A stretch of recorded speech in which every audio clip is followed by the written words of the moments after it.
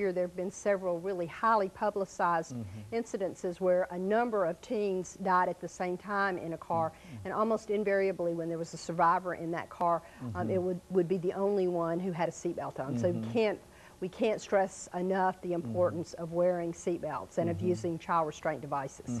And so what you're saying here is that public policy can really impact considerably upon what you're doing in dealing with children and youth in the state of Tennessee, that it's not always up to the individual, but the government itself can develop policies that would increase your outcome. Well, certainly government can develop policies that increase outcomes. Ultimately, though, individuals have to implement those policies, and we really need collaborative efforts that involve not only state and local government, but communities, churches, synagogues, other houses of worship, families and children together to really do better things for children. But one of the best examples of public policy that has really made a difference is Teen Care. Teen Care has had a very positive impact on children in Tennessee. In Tennessee, we have a lower percentage of children without health insurance than in the nation as a whole.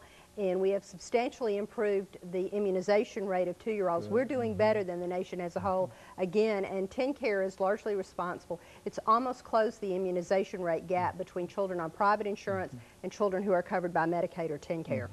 Now, Teen Care is faced with a number of problems now, Ms. O'Neal. What can be done in terms of dealing with some of the issues that face Teen Care and to make sure that we continue the kind of progress, because it seems to me that if Teen Care has made such an increase and has such a positive impact, we ought to do everything that we possibly can in order to at least try to keep that as a system. I think we all recognize that teen care needs to be reformed, but we need to be sure those reforms are carried out in a very thoughtful and deliberative and open process that ensures the changes we make produce not only cost savings, but positive changes for health.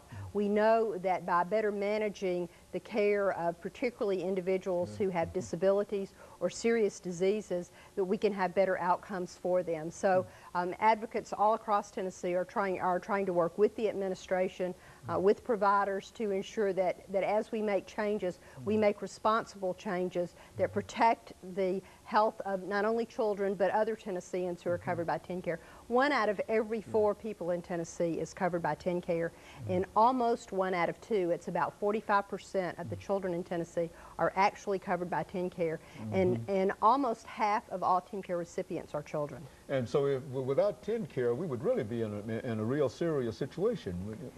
Without Teen Care, we would really have more adverse health outcomes. Teen Care has also made a lot of difference in improving prenatal care for pregnant women, and prenatal care is one of those things that can help with low birth weight babies and also reducing infant mortality. Very good. You know, Ms. O'Neal, when we come back, what I'd like to do is to sort of deal with education. I think that one of the most important elements dealing with education has to do with childhood education, and so quite a bit of information is available in reference to that.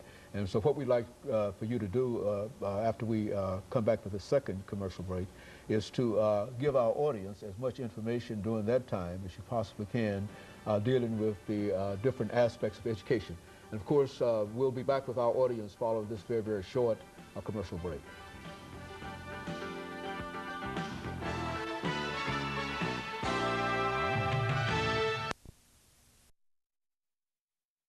The topic is the status of children